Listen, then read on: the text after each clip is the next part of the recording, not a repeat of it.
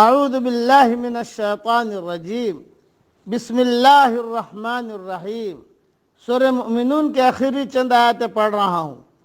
قل لمن الارض ومن فیہا ان کنتم تعلمون، پوچھئے تو صحیح کہ زمین اور اس کی کل چیزیں کس کی ہیں، بتلاؤ اگر جانتے ہو۔ سَيَقُولُونَ لِلَّهِ،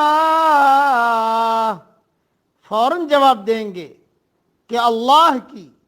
قُلْ أَفَلَا تَذَكَّرُونَ، کہہ دیجئے کہ پھر تم نصیحت کیوں نہیں حاصل کرتے۔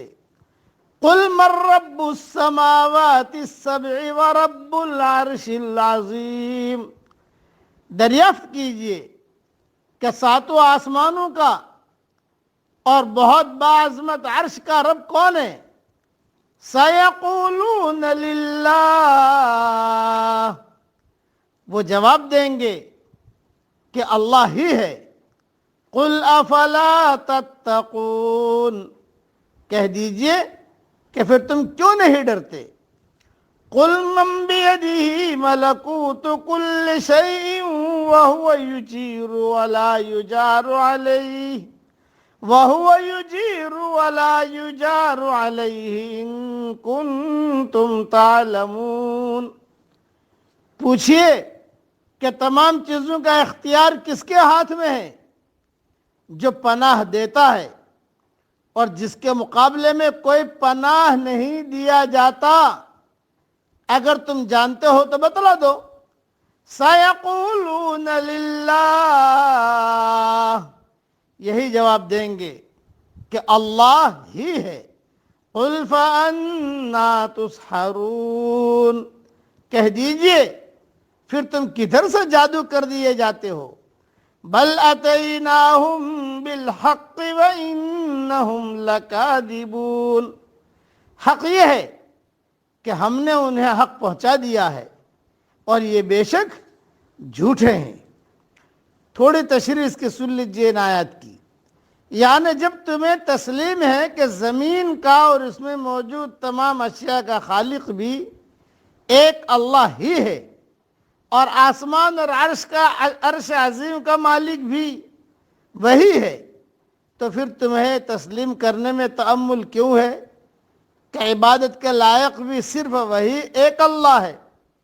پھر تم اس کی وحدانیت کو تسلیم کر کے اس کے عذاب سے بچنے کا اہتمام کیوں نہیں کرتے۔ اور جو آگے فرمایا وَهُوَ يُجِيرُ وَلَا يُجَارُ عَلَيْهِ، یعنی جس کی وہ حفاظت کرنا چاہے اور اسے اپنی پناہ میں لے لے تو کیا اسے کوئی نقصان پہنچا سکتا ہے۔ یعنی اس کا، اور آگے اللہ تعالیٰ نے فرمایا کہ فَأَنَّىٰ تُسْحَرُونَ، کہاں تم جادو کیے، پھر تم کدھر سے جادو کر دیے جاتے ہو۔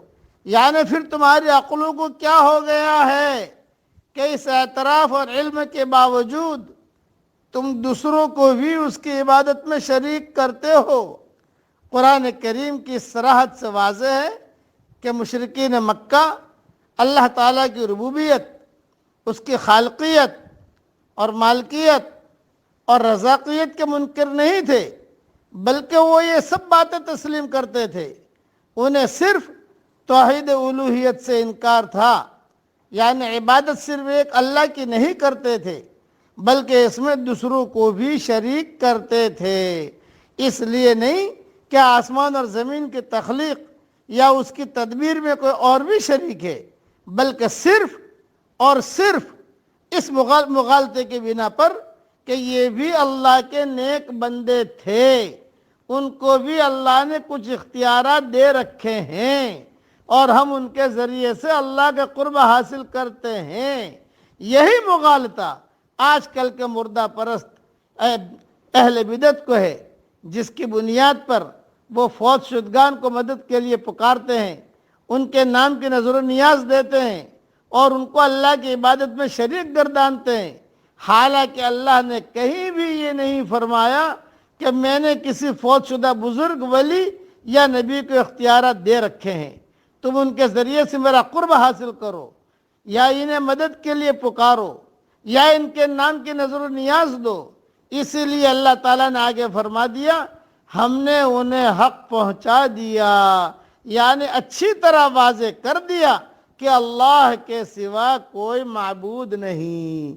ساری دنیا کو ہم دعوت دیتے ہیں عبادت صرف ایک اللہ ہی کی جائے گی، اور اللہ ہی کرتے ہیں، اللہ ہی کرتے ہیں، اور اللہ ہی کرتے ہیں۔